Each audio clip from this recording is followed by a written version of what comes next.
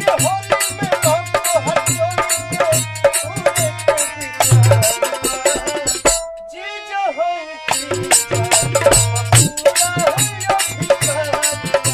होली में मैं लेके आ रहा हूँ एक नया गाना। आप सब मनाइए होली का जश्न हमारे साथ। नमस्कार प्यारे साथियों, इस रिपोर्ट में आप सभी को बताने जा रहा हूं कि आज से पावर स्टार पवन सिंह अपने नए होली गानों की रिकॉर्डिंग स्टार्ट कर दिए है। जी हां, ये रिपोर्ट निकल के आ रही है पावर स्टार पवन सिंह के टीम के तरफ से। और आप सभी को बता दूं कि 22 तारीख से जो कि गाने की शूटिंग स्टार्ट होगी और 23 तारीख के बाद आप लोग के बीच में गाने का पहला पोस्टर आएगा।